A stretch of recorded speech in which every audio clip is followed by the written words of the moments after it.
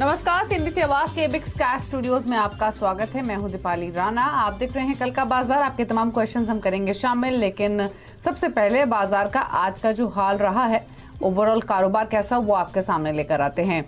बाजार में बुल्स ने आज फिर धमाल मचाया। हालांकि पूरे दिन बाजार में एक कंसोलिडेशन बना रहा, लेकिन आखिरी आधे घंटे में शानदार तेजी लौटी और निफ्टी, बैंक निफ्टी और सेंसेक्स रिकॉर्ड क्लोजिंग पर हुए हैं बंद। आज के कारोबार में निफ्टी 40 पॉइंट चढ़कर 17,992 पर और सेंसेक्स 150 पॉइंट चढ़कर 60,284 पर बंद हुआ है। Bank, FMCG, auto, pharma stocks में सबसे ज्यादा खरीदारी रही। मिड कैप 175 पॉइंट चढ़कर 31,806 पर बंद हुआ है। आज के एफआईएस के आंकड़े आपके सामने लेकर आए तो एफआईएस की ओर से बिकवाली ही हुई है 278 करोड़ की। डीआईएस ने मुनाफा लिया है 741 करोड़ का। कल के लिए स्ट्रैटेजी और आपके क्वेश्चंस करते हैं शामिल। ये शो फेसबुक, ट्विटर पर लाइव भी है, तो अपने सवाल वहां भी भेज सकते हैं। हमारे साथ आज हिम सिक्योरिटीज की रिसर्च एनालिस्ट आस्था जैन मौजूद हैं। आस्था, नमस्कार, स्वागत है आपका। पहले तो एक राय कल के सत्र के लिए, क्या रेंज देख रही हैं निफ्टी, बैंक निफ्टी में, क्या व्यू है इन स्तरों से, और उसके बाद क्वेरीज को करेंगे शामिल। Good evening Deepali. सबसे पहले अगर निफ्टी की यहाँ पे बात करें तो जी बिल्कुल, निफ्टी ने जिस तरह से आज अच्छा क्लोज यहाँ पे दिया है 17,991 के ऊपर, मुझे ऐसा लगता है कि एक बढ़िया यहाँ पे और तेजी बन सकती है और आगे जाते हुए जो निफ्टी को ड्राइव करेगी 18,000 से लेकर 18,250 के स्तर पर। तो देखा जाए तो निफ्टी यहाँ से तेज लगती है, लेकिन नीचे में काफी इंपॉर्टेंट सपोर्ट है 17,750 का। तो राय यही रहेगी कि 17,750 के एक क्लोजिंग बेस के स्टॉप लॉस के साथ निफ्टी में लॉन्ग पोजीशंस को कंटिन्यू करना चाहिए। पॉसिबल टारगेट्स रहेंगे 18,050 से 18,250। निफ्टी बैंक की बात करें तो इनफैक्ट वहां पे भी जो क्लोजिंग आई है, बहुत ही बढ़िया चार्ट की फॉर्मेशन देखने को मिल रही है, जिसे हम कहते हैं डेली चार्ट पे यू शेप का ब्रेकआउट। तो मेरे हिसाब से वहां पे भी तेजी आगे जाते हुए और जारी रहेगी। 38,521 का आज का क्लोज था। मेरे हिसाब से इसके ऊपर 38,800 से लेके 39,000 तक के लेवल्स हमें निफ्टी बैंक में दिखा सकता है। तो राय वहां पे भी लॉन्ग पोजीशंस को कंटिन्यू रखने की रहेगी। ठीक है, तो व्यू पॉजिटिव ही है दोनों ही इंडाइसिस पर। डिप्स पर खरीदारी की ही सलाह है। चलिए अब सवाल करते हैं शामिल। पहले कॉलर प्रदीप पाटिल हमारे साथ पुणे से फोन लाइन पर मौजूद हैं। प्रदीप जी, गुड इवनिंग, बताइए क्या सवाल है आपका। Good evening ma'am. मैंने डेल्टा कॉर्पोरेशन का शेयर्स 209 में लिया है, नवंबर 19 में। अभी तक वैसे ही रखा है। मैं चाहता हूँ क्या करना चाहिए। आज तो रेट बहुत बढ़ गया है, तो क्या करना उचित रहेगा मेरे लिए। बिल्कुल, अर्निंग्स के बाद इस स्टॉक में एक शानदार तेजी देखने को मिली। आस्था अच्छे मुनाफे में है। ये 209 की खरीदारी है, 285 पर कर रहा है ट्रेड, तो ऑलमोस्ट 75 रुपए के आसपास का इनको फायदा हो रहा है हर स्टॉक पर। लेना है प्रॉफिट या होल्ड करना है स्टॉक? जिस तरह से हमने लास्ट वीक देखा जाए तो एक बढ़िया ब्रेकआउट आया था वीकली चार्ट्स पे 281 के ऊपर, तो वो ब्रेकआउट अभी तो यहाँ पे मैच्योर हो रहा है। तो मुझे लगता है कि और भी प्राइसेस यहाँ से बढ़ सकती है अगर जल्दबाजी नहीं है। थोड़ा सा यहाँ पे नजरिया लंबा है, तो बिल्कुल मैं अभी भी इसमें बने रहने की सलाह दूंगी। 240 का एक स्टॉप लॉस लगा लीजिए। आगे में हमें एक बार जो लेवल्स देखने को मिलेंगे वो तकरीबन 310 से 330 के रहेंगे।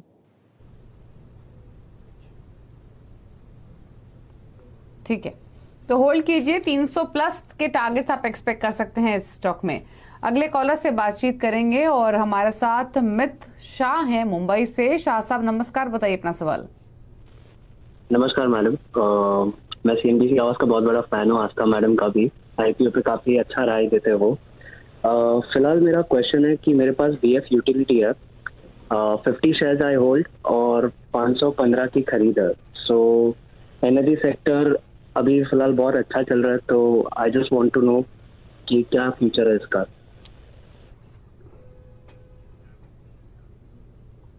ओके, बीएफ यूटिलिटीज 515 की खरीदारी है, 50 शेयर्स हैं। आशा, थोड़ा नीचे इनके भाव से क्या करना है? बेसिकली जिस तरह से तेजी आई और इनफैक्ट काफी सारे दिनों का एक बढ़िया यहाँ पे एक ब्रेकआउट हमें देखने को मिला है डेली चार्ट्स पे, मुझे लगता है ये तेजी आगे भी जारी रहेगी। और वैसे भी इनकी कॉस्ट प्राइस तो अभी आई नहीं है, तो यहाँ पे इनको बने ही रहने की सलाह रहेगी। स्टॉप लॉस जरूर लगा लें 405 के आसपास। टारगेट इसमें जो रहेंगे वो तकरीबन 515 की, क्योंकि इनकी खरीद है, तो मेरे हिसाब से वो लेवल्स तो हमें देखने को मिलेंगे। इनफैक्ट 550 से 575 तक के भी लेवल्स देखने को मिल सकते हैं। तो बिल्कुल यहाँ पे बने रहने की सलाह रहेगी स्टॉप लॉस के साथ। तो होल्ड कीजिए स्टॉक को, बीएफ यूटिलिटीज को, स्टॉप लॉस को जरूर मेंटेन कीजिए। 460 पर फिलहाल स्टॉक की आज हुई है क्लोजिंग। अगले कॉलर से बातचीत करते हैं। मनोज कुमार है हमारे साथ फोन लाइन पर दिल्ली से। मनोज जी नमस्कार, बताइए अपना सवाल। नमस्ते मैम। MMTC @58 एंड कोकोयुमो @69.50।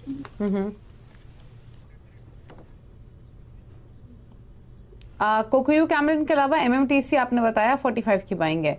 पूछ लेते हैं आस्था से। आस्था एमएमटीसी 58 की बाइंग है, 45 पर बंद हुआ है तो नुकसान में है। दूसरा कोकोयू कैमरन की इन्होंने बात की, 69 रुपीज पर ये स्टॉक उसको होल्ड कर रहे हैं। क्या सजेशन रहेगा दोनों ही शेयर्स में? जी बिल्कुल। सबसे पहले अगर यहाँ पे एमएमटीसी की बात करें तो मेरे हिसाब से अभी तो इनको यहाँ पे होल्ड ही करना पड़ेगा। 38 का एक स्टॉप लॉस लगा के पोजीशंस को कैरी करेंगे। 53 से 58 तक के लेवल्स हमें देखने को मिल सकते हैं। दूसरी तरफ कोकोयो कैमरन की जो इन्होंने बात की है, मेरे हिसाब से इन्होंने शायद 60 के आसपास का खरीदा है। कॉस्ट प्राइस हमें यहाँ पे पता नहीं है, बट थोड़ा सा यहाँ पे वेट करिए। काफी बढ़िया बेस जो फॉर्मेशन हो रहा है वो तकरीबन हो रहा है 64 के आसपास। 64 का एक क्लोजिंग बेस का स्टॉप लॉस लगाएंगे कि उसके नीचे बंद हुआ तो ही ट्रिगर करना है, नहीं तो बने रहना है। ऊपर में हमें जो लेवल्स यहाँ पे देखने को मिलेंगे वो 71 से 73 है, और 73 के ऊपर जिस दिन इसने क्लोज कर दिया तो और भी बढ़िया तेजी आएगी, तो यहाँ पे बिल्कुल रुकने में ही फायदा रहेगा। तो होल्ड करने की सलाह रहेगी कोकोयू कैमरन को भी 64 के स्टॉप लॉस के साथ क्लोजिंग बेस के। हमारे साथ अब बातचीत करने के लिए एस बर्मन है आसनसोल से। बर्मन साहब नमस्ते, बताइए अपना स्टॉक। हाँ, मैं अडानी पावर की 65 ये क्वांटिटी की स्टॉक शेयर लिया हूँ। वो 167 में लिया हूँ और अभी तक वो 167 तक पहुँचा नहीं है। मैं क्या करूँ, या इसे सेल कर दूँ या फिर होल्ड करूँ? ठीक है, पूछ लेते हैं। 65 शेयर्स 167 की बाइंग है, ऊपर की बाइंग है और मेरे ख्याल से हायर लेवल्स भी होंगे इन स्तरों के बाद से। तो स्टॉक इनफैक्ट ग्रुप को लेकर जो न्यूज फ्लो रहा ये हल्का हुआ, स्टॉक करेक्ट हुआ और अब कंसोलिडेट कर रहा है। आस्था अडानी पावर 167 की बाइंग है, क्या सजेशन होगा? दीपाली आपने बिल्कुल ठीक कहा। एक तो 167 का ही अब तक का हाई है, तो इन्होंने बिल्कुल हाईएस्ट लेवल पे खरीदारी की है।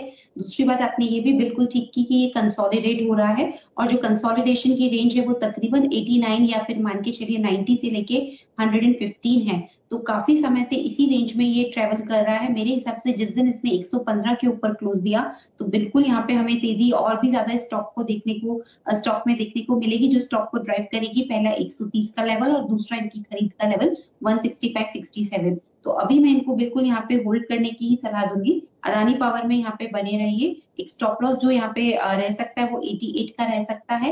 इनिशियल टारगेट 120-130 के हैं, लेकिन तभी भी होल्ड करना है क्योंकि 132 के ऊपर का अगर बंद किया तो इनकी कॉस्ट प्राइस 167 हमें जरूर देखने को मिलेगी। सारी प्लेट्स गलत हैं यार। था फोन लाइन पर दिल्ली से नानक जी नमस्ते, बताइए आपने कौन सा स्टॉक खरीदा हुआ है, क्या जानना चाहते हैं? डीसीबी लिया हुआ है बैंक का 94 में, तो अभी 2 महीने हुए लिए, तो मैं पता करना चाहता था कि क्या इसके प्रोस्पेक्ट्स हैं अगले 1 साल के लिए।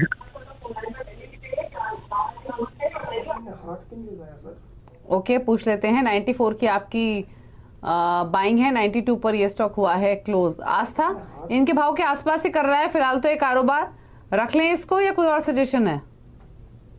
बेसिकली डीसीबी बैंक की अगर हम यहाँ पे बात करें तो अभी तो यहाँ पे होल्ड करने का ही मैं सलाह दूंगी, क्योंकि जिस तरह से यहाँ पे एक फॉर्मेशन हो रही है चार्ट्स की, जिस दिन इसने 94 के ऊपर क्लोज किया तो और भी अच्छी तेजी हमें देखने को मिलेगी। तो वो लेवल दूर नहीं है, इसलिए बिल्कुल यहाँ पे बनाए रहा जा सकता है। स्टॉप लॉस रहेगा तकरीबन 81 के आसपास। पहले टारगेट्स जो देखने को मिलेंगे वो 104 से 109 के रहेंगे।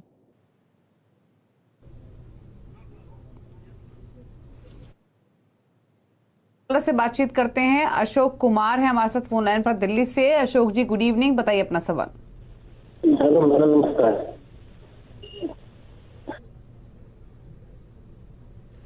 नमस्ते, बताइए क्या सवाल है आपका? मैडम मैंने 100 शेयर अशोक लीलैंड लिए हैं 120 के रेट से, तो मैं इसका टारगेट जानना चाहता हूँ कि कहाँ तक जा सकता है। मेरा जो है ना लॉन्ग टर्म